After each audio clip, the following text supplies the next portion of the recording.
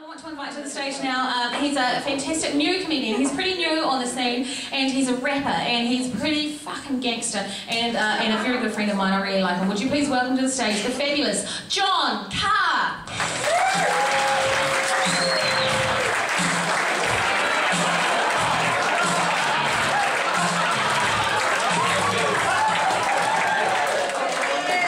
Thank you, Michelle. I'm a little bit worried tonight. This is my first night, pro night.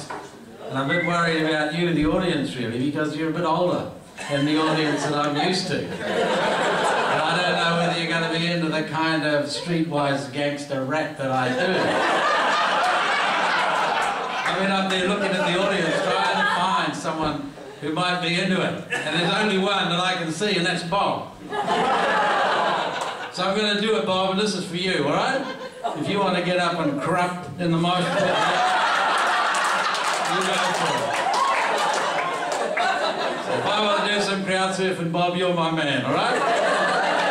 Don't let me down. This is a rap about getting hit on in the supermarket. What's your favourite supermarket, Bob? New World. Okay, here it goes. New World, fruit and veg, pomegranate and pears. Along come my mama with the bling bling ears. This dolly got a trolley with a big kid in. He's got a handful of mangoes from the 50-cent bin. 50 who? 50 what? 50 where? 50 when?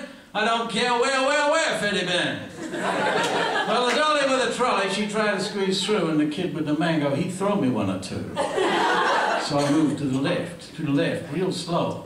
Yeah, quite a bit slower than the first mango. And it hit me in the chest, but it didn't really hurt because the thing had hit the bling. I'm a medical alert. I say medical alert, ladies. Please take note, because the J-Dog's looking for the sympathy vote. Well, the second one hit me like a log in the buttock department of the lower J-Dog. Well, that don't impress the old J-Dog car, because a mango make a mango wah wah wah. And I hit the ground, hollering and hooting. I just become a victim of a drive-by fruiting. I'm hit. No shit, I've been frocked in the butt on the part where I sit. I've been frocked in the butt on the part where I sit. I got a hematoma hanging on the back of it. Why me? Why me? Why me? Why me? Do I look like a unit of the G variety? When Tupac and Biggie was living on the edge, they never cup of mango and the fruit and veg.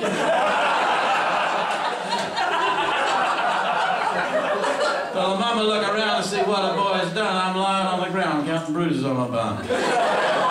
And she looked me up and down with a full body scan that says a fruity booty J-Dog is her kind of man. I say a fruity booty J-Dog is her kind of man. Well, that's the kind of sentiment that I can understand. So I jumped to my feet with the mango still in place, with a yo mama, go mama look upon my face, and with a little gimme shimmy that I blindly couldn't hit. I say, how many dudes you know move like this? I say, how many dudes you know move like this? She say, I'm very sorry, sugar, for what my boy's done. He's a monster with a mango, but he thinks he's having fun. I'm not a good mother, brother. What can I do? I say, get to know me, baby. I'm a bad mother, too. Yeah, get to know me, baby. I'm a bad mother, too. Thank you.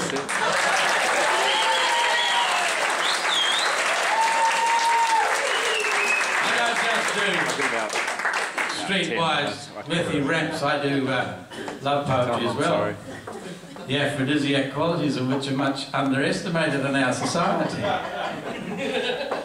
And I want to say to any of the young men here, and I think there's one or two out there somewhere, that you don't have to go and get yourself a tattoo and a guitar and join a rock band as a last-ditch attempt to pull some chicks. You can try love poetry. I did, a long time ago, and I was going down the same track. I had picked out my guitar.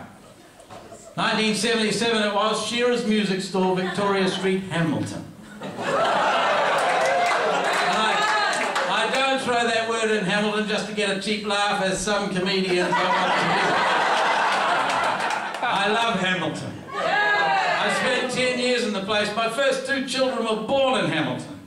And they're both tonight to support their father on his first pro night at the Classic. And the other one who was born in Waihi, isn't he?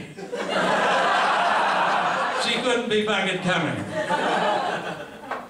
Hamilton cropped up in the rhymes that I used to recite to my children when I was feeding them when they were just little. One of them was, "What's the place you love the most?" I asked one morning of my toast. "Oh, I love Hamilton," it said, "for that's where I was born and bred." Get some more Farracks into you. See, even the suburbs in Hamilton crept into those rhymes. When I was there, Hamilton built a state-of-the-art sewage treatment station in the appropriately named suburb of Puketi. And it crept into a rhyme one day that was inspired by a conversation I had with my son one day while I was scraping one of his turds off the carpet with a spade. He's over there now, he's 28 now. It was about 2 years ago. He goes like this, "Daddy, does poos go to heaven?" My 3-year-old asked me one day. Well, Phuketi's nice, but it's not paradise, was all I could think of. I love Hamilton. Anyway, so I'm in Shearer's music shop and I found the guitar of my dreams. It's a white glam rock one, and it's got like an arrowhead cut out of the back, and it's called a Flying V. And I liked it because it shared the same name as a sexual manoeuvre that I had invented and was trying to franchise at the time. I had never performed the Flying V. It was too athletic for me, but I had thought about it often enough to think that I owned the intellectual property. And what I was trying to do was impart this information to more gymnastic people who would then perform it and pay me a royalty every time they did. I know it sounds like a silly idea, but in fact I sold the whole thing to a very young, what's his name, Ridge. And that's how I paid for my first house. Matthew Ridge. Anyway, before I could scrape up enough money to buy the guitar, I met a woman, a beautiful woman named Diane Clark, an ex-hurdling champion from the King Country. And she was right out of my league, and she treated me as such until one day I wrote her a silly little poem. I still think it's a silly little poem, went like this. Pine Tree Di was 4 foot high, she came from Tigawiti. She lacked the knees of colour meads, but was every bit as pretty. With big green eyes like rhubarb pie, she enchanted all who met her. And if you like the size of Kent Lambert's thighs, well, thighs were even better. I was a young man and I didn't even know that was a love poem. Until I saw the look in her eyes. A look of wanting. A look of restless passion. The same look, ladies and gentlemen, I can see emerging out of the limelight tonight. From the same direction after 33 years. That is the power of the love poem, young men. Give it a try. I tell you what, it is like dynamiting for trout. And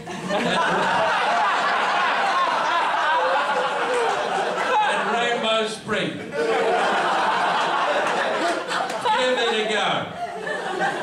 Ladies, I'm very sorry to say that it doesn't work the other way. If you can't do it with your cleavage, you're never going to do it with a rhyming couplet. I want to finish tonight with another rap, a love rap this one. It's a love rap to Michelle Accord, but when I wrote it, I didn't know it was for Michelle Accord. I was writing it for the voice robot at the Telecom 123 line that I'd fallen in love with. Talking to her for minutes. And I performed it here a few weeks ago for the first time, and Michelle was the MC. And she came out afterwards and said that she is the voice robot voice on the Telecom 123 line. So here's a rap for Michelle. First time I rang, I wasn't looking for love. I was looking for vengeance from the skies above. Sitting at my keyboard in a seething rage, I had just poked Lady Gaga from my Facebook page. When a little ripple icon on my toolbar said that my internet connection had just dropped dead. And with the broadband down, the lovely Lady Double G had no way now of getting back to me. So that's why I rang her, baby, angrily. Telecom, telecom, 1, 2, 3. Welcome to telecom. An angel said as a love brick hit me in the back of the head. And in the sweetest voice I'd ever heard without a single doubt, she said, tell me in a few words what you're calling about. Well, my heart had been won over. It was melting through my shirt. But my voice, still clearly angry, started dishing out the dirt. It didn't say I'm Christoph, that my fucking prod pants puck, that my fucking internet provider slink is muck and tuck, or that the truck and service that I get is fucking slain, but I did say lots of other words that sounded much the same. And a spasm hit my body, and a rattle round my head as the angel counted sweetly. I'm sorry, she said. I'm sorry, she said, like it shouldn't be surprising that I'm the one abusing and she's apologizing. Well, the shock made me almost laid me flat. I'd never met a woman like that. But before I could thank her and tell her what that means, she'd patched me through to Irene in the Philippines. Irene took my number and the place I'm living at. Well, I'd never met a woman like that. Excuse me, Mr. Carr, may I call you John, she said, as another love brick hit me in the back of the head. Can I call you John? Well, what could I say? First time I'd heard my name with an uppercase J. Yeah, you can call me John, baby. You can call me John. You can call me John, baby, all night long. She said, here's a bit of nice advice just for you, John. Turn your little router off and turn it back on.